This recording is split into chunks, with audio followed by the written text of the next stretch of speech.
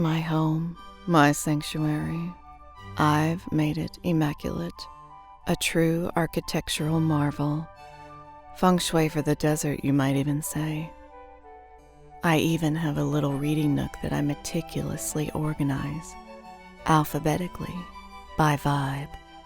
Also, I'm pretty handy. My chair cushions are made from recycled stillsuit fabric and sand trout skins. I am thriving. At least that's what I keep telling myself after my traumatic yesterday. They say a day on Arrakis can change a person. I thought they meant metaphorically. Have you ever had one of those days where you wake up thinking, I'm unstoppable? And then by sunset, you're in the belly of a sandworm. I came to Arrakis to supposedly find the Fremen, she said. Well, what I found was a love-hate relationship with sand, with spice, and the humiliating sting of public underwear exposure. So about yesterday, well, I left the base to go on a stroll, collect some things. Don't ask me what, just things.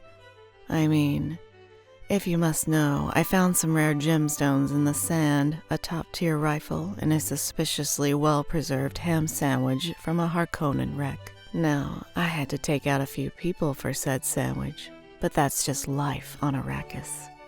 I've mined spice countless times, and I've become an expert at flying this. Oops. Let's try that again. I've become quite the graceful ornithopter flyer, but today felt special. The wind was in my hair. It was just right.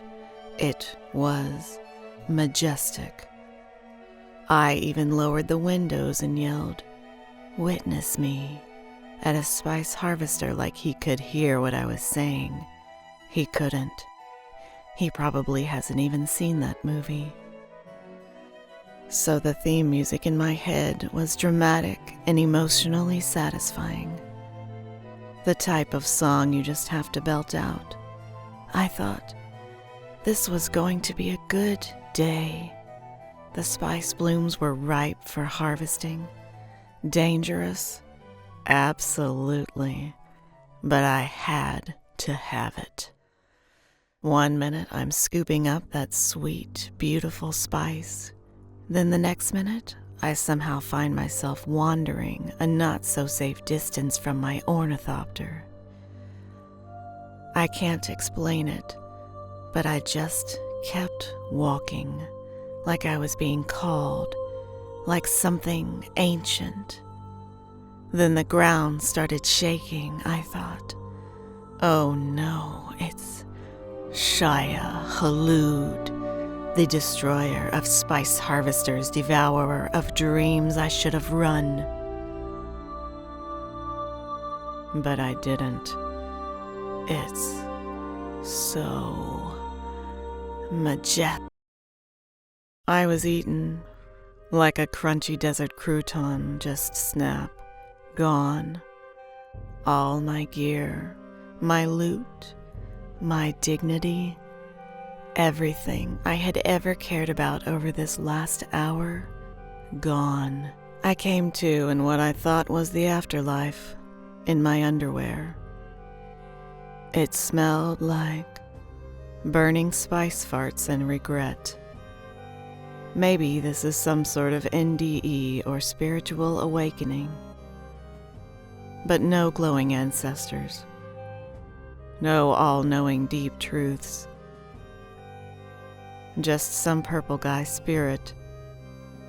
Here is a sandbike for your death. Wait, you sound really familiar. I don't know what you're talking about. Wait, no, seriously. You sound just like that banker guy in Arrakeen. No, I don't. I don't know that guy. Will you just take the sandbike and leave, please, and thank you? Thanks, guy. Real spiritual. I made it back to my ornithopter. Geez, I really hope no one saw that. And now, back at my base, I'm looking at myself, a changed woman. Or at least I would be if there were a mirror here and I wasn't staring at a blank wall. The one thing that hasn't changed? This eyeshadow. This radioactive green nightmare of a shade. I thought it might actually come off my face. But it's like the sand fused it to my soul. I mean, who would even? Is this the real curse of the desert? They say the desert gives and takes, but it mostly just takes. I came here to find the Fremen. Instead, I found rock bottom and a giant, beautiful worm with expensive taste. The real tragedy, though, I was really looking forward to eating that ham sandwich. I'm so hungry.